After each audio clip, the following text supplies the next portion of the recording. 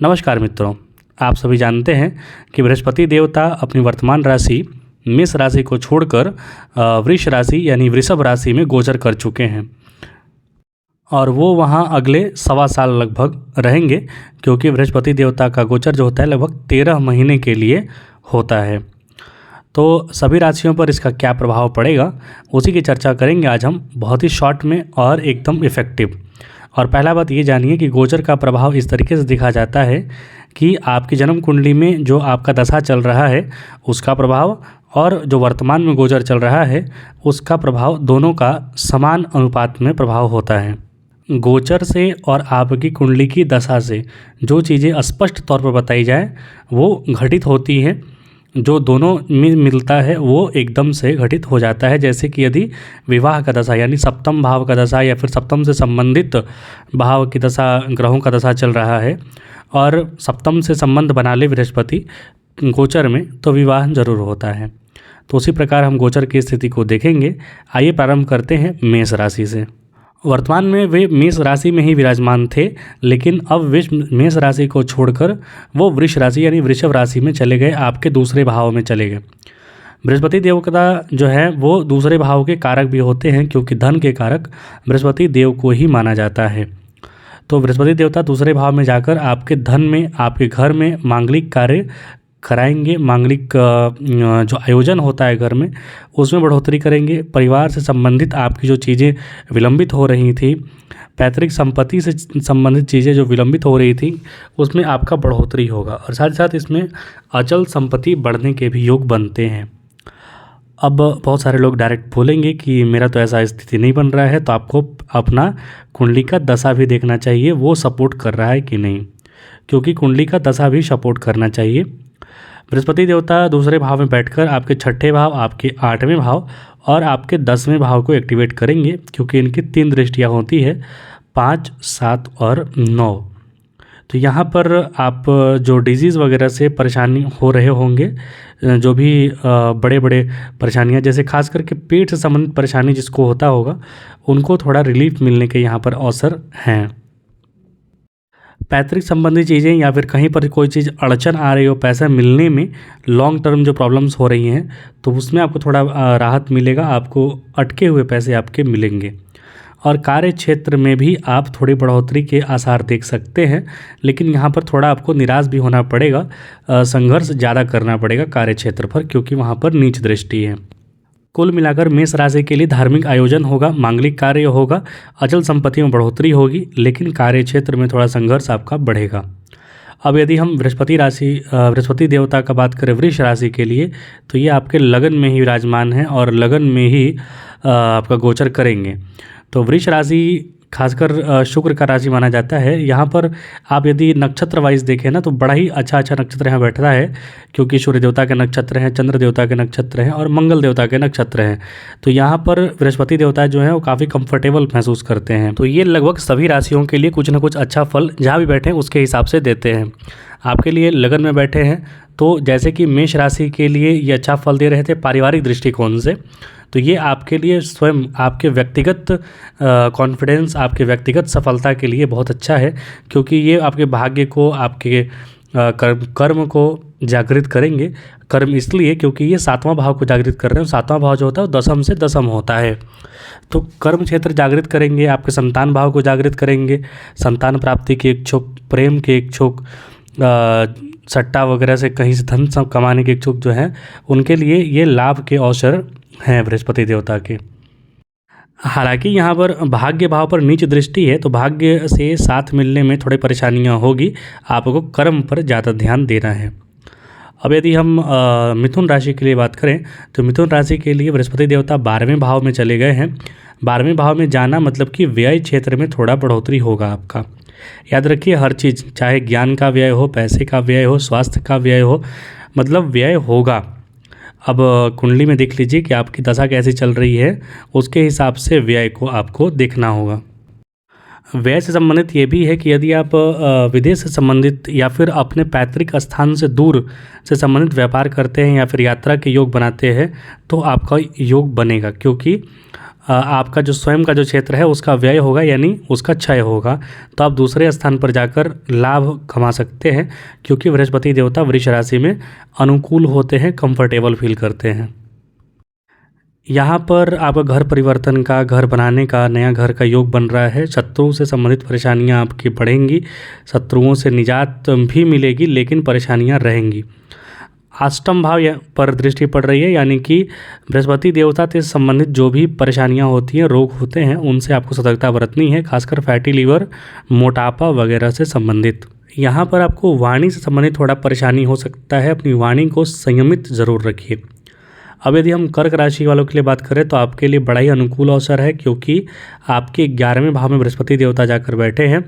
पुत्र प्राप्ति के योग, धन प्राप्ति के योग, लाभ के योग, साथ ही साथ ज्ञान प्राप्ति के योग, मतलब जिस क्षेत्र से आप संबंधित हैं, जिस क्षेत्र में आप पढ़ना चाहते हैं, उस क्षेत्र में आपको सफलता यहाँ पर बृहस्पति देवता दिलाएंगे, क्योंकि वो 11वें भाव यानी कि लाभ भाव में विराजमान हो चुके हैं।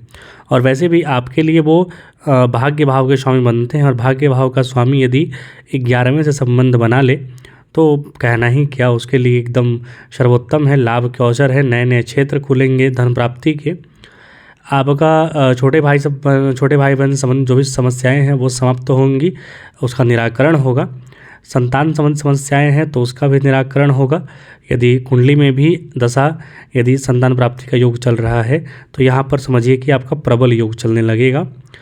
जिसका विवाह नहीं हुआ है या फिर दाम्पत्य जीवन में थोड़ी खटपट है, उनके भी ठीक होने के आसार यहाँ पर दिखाई देते हैं। तो सबसे पहली बात यह है कि बृहस्पति देवता को और अच्छा करने के लिए स्नान करते समय आप जल में थोड़ा सा हल्दी मिलाइए, या फिर माथे पर पीला टीका, केसर का या फिर हल्दी का या फिर जो अष्टगंध होता है उसका टीका जरूर लगाया कीजिए। अब यदि हम सिंह राशि की बात करें तो सिंह राशि के लिए 10वें भाव में बृहस्पति देवता विराजमान हो चुके हैं। तो यहाँ पर थोड़ा कार्य क्षेत्र में आपके लिए थोड़ा अनुकूलता आएगी। अनुकूलता इसलिए आएगी क्योंकि वो स्थिर राशि में है। अभी तक आप इधर उधर भाग दौड़ हो रही थी ज़्यादा, तो वहाँ पर आपका अब स्थिरता धीरे धीरे आएगा। लाभ प्राप्ति के भी अवसर बढ़ेंगे, परिवार बढ़ने के अवसर यहाँ पर दिख रहे हैं, पैतृक चीज़ों से भी लाभ यहाँ पर दिख रहा है। यदि आप अपनी माता का, अपने घर परिवार में सभी बुजुर्गों का आशीर्वाद प्राप्त करते हैं तो आपके कार्य बड़े आसानी से होंगे। तो आशीर्वाद प्राप्त करना शुरू कीजिए। नए घर का भी योग बन रहा है, या फिर जिस घर में रह रहे हैं उसको बड़ा करने का भी योग यहाँ पर दिख रहा है। हालांकि शत्रुओं से थोड़ी आपको परेशानियाँ होंगी, तो शत्रु खासकर वो आपके अपने स्वजाति के नहीं होंगे बल्कि निम्न जातीय होंगे, मतलब दूसरे जिनसे आपको नहीं मतलब है उन लोगों से आपको शत्रुता हो सकती है, वाद विवाद हो सकता है। तो वहाँ पर थोड़ी सतर्कता बनाए रखें। कार्य क्षेत्र में आपके लिए अनुकूलता यहाँ पर बढ़ेगी। नौकरी व्यवसाय ढूंढ रहे हैं तो आपके लिए अच्छा अवसर है, आपको नए नौकरी की प्राप्ति होगी।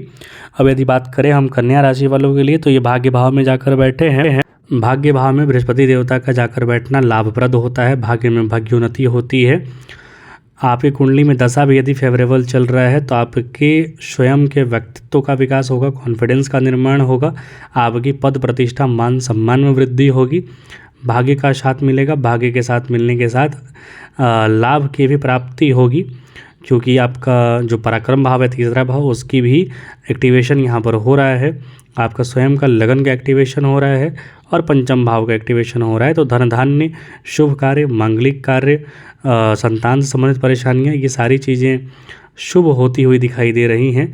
कोई भी परेशानी जो है आपको बाधा नहीं डालेगी, आपके लाभ में वृद्धि होगी, बशर्ते आपके कुंडली का जो दशा है वो भी सहयोग करे। क्योंकि यहाँ पर यदि आपका प्रॉब्लम हो रहा है तो आप मंदिर, देवस्थान जो है प्रतिदिन जाया कीजिए, वहाँ पर शीश नवाइए, आपके जो भी अड़चन आ रहे हैं वो समाप्त हो जाएंगे। क्योंकि 9वें भाव में, भाग्य भाव में, धर्म भाव में बृहस्पति विराजमान है। अब यदि हम बात करें तुला राशि के लिए तो अष्टम भाव में है, यहाँ पर बहुत अच्छी स्थिति नहीं है। आपको अपने खान पान पर विशेष ध्यान रखना होगा, वाणी पर विशेष ध्यान रखना होगा। खान पान और वाणी के दोनों खराब नहीं होना चाहिए। कोलेस्ट्रॉल यानी कि तैलीय चीज़ जो है ना, उससे आपको थोड़ा बचाव रखना है अपने आप को। और यदि शुद्ध घी मिलता है तो वो खाइए, उससे प्रॉब्लम नहीं है। लेकिन जो आजकल रिफाइंड ऑयल जो लोग खाते हैं उससे प्रॉब्लम हो जाएगा। फैटी लीवर होने की यहाँ पर आशंका है। और कुछ जो अपच की समस्या होती है, पेट गैस्ट्रिक वगैरह जो होता है उससे प्रॉब्लम्स बढ़ेंगे, क्योंकि आपके 12वें भाव एक्टिवेट हो रहे हैं। अष्टम भाव में वो स्वयं विराजमान है, दूसरे भाव को एक्टिवेट कर रहे हैं। दूसरा भाव वाणी का है, वाणी का अष्टम में बैठकर वाणी थोड़ा ज़्यादा बुलवा सकते हैं वो, तो वाणी पर नियंत्रण रखिए। और नीच दृष्टि इनके चतुर्थ भाव पर भी पड़ रही है, तो माता, भूमि, भवन, वाहन से भी आपको परेशानियां ही देखने को मिलेंगी। तो यहाँ पर सतर्कता बरतनी है तुला राशि वालों के लिए। अब यदि हम बात करें वृश्चिक राशि के लिए, तो सप्तम भाव में बृहस्पति विराजमान है। सप्तम भाव में बृहस्पति जब तक अकेले रहेंगे आपको दाम्पत्य जीवन में थोड़ी परेशानियां दे सकते हैं, तो बेहतर है कि अपनी वाणी, अपना चित्त को स्थिर रखने का प्रयास कीजिए। हालांकि ये सप्तम भाव में बैठे हैं, तो आपके जो लाभ के दृष्टिकोण से, कार्यक्षेत्र के दृष्टिकोण से, व्यवसाय के दृष्टिकोण से देखें तो वो आपके लिए लाभप्रद हैं और आपका स्वयं का व्यक्तित्व का निर्माण करेंगे, क्योंकि वो सप्तम दृष्टि से आपके लगन को देख रहे हैं। यहाँ पर लाभ को भी बढ़ाएंगे क्योंकि 11वें भाव को भी देख रहे हैं, लेकिन अत्यधिक क्योंकि तीसरे भाव पर दृष्टि पड़ रही है, नीच दृष्टि है, तो अत्यधिक जो आवेग होता है या फिर अत्यधिक जो दुस्साहस होता है उससे प्रॉब्लम्स आपको खड़े मिल सकते हैं। तो वहाँ पर सोच समझकर बृहस्पति देवता के अनुकूल निर्णय लीजिए, क्रोध और आवेश में निर्णय न लीजिए। आपके लिए बड़ा अच्छा अवसर है ये वृश्चिक राशि वालों के लिए। अब यदि हम धनु राशि के लिए बात करें तो यहाँ पर छठे भाव में बृहस्पति देवता चले जा रहे हैं। ये आपके स्वयं के लगन के यानी राशि के स्वामी बनते हैं। राशि का स्वामी छठे भाव में जाता है तो नौकरी, व्यवसाय, ये सब के लिए, संघर्ष के लिए अच्छा अवसर है। वहाँ पर आपको लाभ के अवसर मिलेंगे। हालांकि आपको अपने स्वजातीय शत्रुओं का भी सामना करना पड़ सकता है। यहाँ पर छठे भाव में बैठकर 12वें भाव को एक्टिवेट करेंगे तो अनर्गल मतलब व्यर्थ के चीज़ों में आपके खर्च बढ़ेंगे। तो बेहतर है आप धार्मिक चीज़ों में उसको कन्वर्ट कीजिए। जो खर्च आपके हैं, यदि आप धार्मिक चीज़ों में कुछ पूजा अनुष्ठान वगैरह कराएंगे तो बुरे चीज़ कट जाएंगे। आपका यहाँ पर नवम दृष्टि दूसरे भाव पर पड़ रहा है जो नीच दृष्टि है, तो पैतृक संपत्ति या फिर परिवार से संबंधित जो भी निर्णय ले सोच समझ कर ले, अन्यथा गलत साबित हो सकते हैं। एक पॉजिटिव चीज़ ये है कि यहाँ पर छठे भाव और दसम भाव का संबंध बन रहा है, तो कार्य क्षेत्र के लिए अनुकूल है। नए नौकरी मिल सकता है या फिर जहाँ पर आप हैं वहाँ पर लाभ के अवसर या फिर अनुकूल अवसर बनेंगे। अब यदि हम मकर राशि वालों के लिए बात करें तो आपके पंचम भाव में बृहस्पति देवता विराजमान हो चुके हैं। ये अच्छा है, क्योंकि अच्छा इसलिए होता है, बृहस्पति यदि केंद्र त्रिकोण में बैठे हो तो अच्छा फल देते हैं। आपके त्रिकोण में बैठे, त्रिकोण धर्म त्रिकोण होता है, वो अच्छा फल मिलता है। यहाँ पर संतान संबंधित अच्छे फल यहाँ पर देखने को मिलते हैं। संतान की इच्छा है, आकांक्षा है, तो यहाँ पर फलित होते हुए दिखाई देता है, खासकर पुत्र प्राप्ति के लिए। हालांकि यहाँ पर कुंडली में आपको दशा भी अपना देखना आवश्यक है। लाभ प्राप्ति के अवसर यहाँ पर बढ़ेंगे क्योंकि 11वां भाव एक्टिवेट है। और धर्म तो आपका जो कर्तव्य है, आपका धर्म है, आपका भाग्य है, वो भी बढ़ोतरी होगा। हालांकि आपके लगन पर इनका दृष्टि पड़ रहा है, तो थोड़े परेशान, चिंतित आप हो सकते हैं अपने स्वास्थ्य को लेकर, अपने दैनिक दिनचर्या को लेकर, या फिर कुछ अन्य कारणों से भी, क्योंकि यहाँ पर नीच दृष्टि पड़ रही है। तो ओवर थिंकिंग, बहुत ज़्यादा सोच विचार भी आपके लिए परेशानी का कारण बन सकता है। हालांकि लाभ के दृष्टिकोण से, चाहे शेयर मार्केट वगैरह में आप पैसा इन्वेस्ट करते हैं उसके दृष्टिकोण से ये बहुत अच्छा समय है। अब यदि हम कुंभ राशि के जातकों के लिए बात करें तो ये आपके चतुर्थ भाव में जाकर बैठ गए हैं, तो आपके भूमि, भवन, वाहन का भी योग यहाँ पर बनता दिखाई दे रहा है। आपका कार्य क्षेत्र जो है उसमें अनुकूलता आएगी या फिर उससे बेहतर आपको विकल्प देखने को मिलेंगे आने वाले वर्षों, आने वाले महीनों में, क्योंकि आपके अष्टम भाव को ये एक्टिवेट कर रहे हैं और अष्टम भाव में मित्र दृष्टि है। माफ़ कीजिए, अष्टम नहीं, दसम भाव को, तो वहाँ पर मित्र दृष्टि है। अष्टम भाव को भी एक्टिवेट कर रहे हैं, तो आपकी गुप्त संबंध, जो गुप्त कहीं से धन प्राप्ति के अवसर हैं वो भी प्राप्त हो सकते हैं। और कुछ नए चैलेंजेस या कुछ नए चुनौतियां आपको जीवन में देखने को मिलेगा। हालांकि व्यर्थ के खर्चे आपके रहेंगे क्योंकि 12वें भाव में बृहस्पति देव की दृष्टि है, तो व्यर्थ के खर्च को टालने के लिए शुभ खर्च कीजिए, अर्थात धर्म कर्म पे आप खर्च कीजिए। आपके जो व्यर्थ के खर्च हैं वो मिनिमाइज हो जाएंगे। माता, भूमि, भवन, वाहन से संबंधित जो भी आपके सुख हैं उसमें आपके बढ़ोतरी के यहाँ पर अवसर आपको मिलेंगे। खासकर माता का आशीर्वाद प्राप्त होगा और बड़ी वाहनों का भी, बड़ी घर का भी योग यहाँ पर बनता दिखाई दे रहा है। अब यदि हम मीन राशि के लिए बात करें तो आपके लिए तृतीय भाव में चले जा रहे हैं।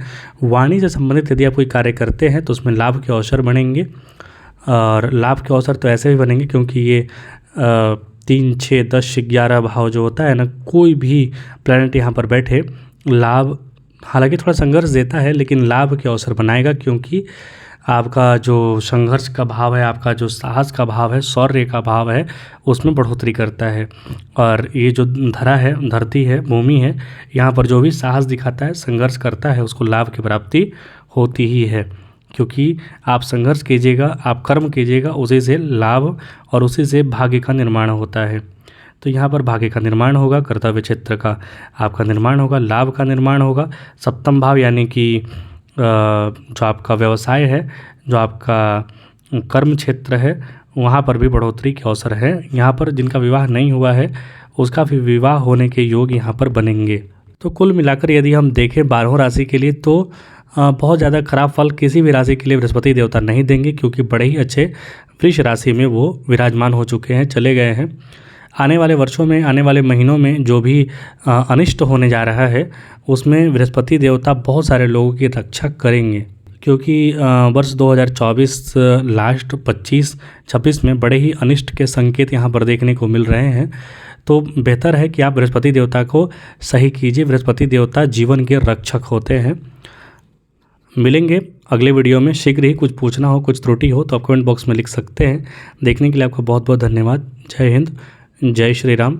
चैनल को लाइक शेयर सब्सक्राइब जरूर करें।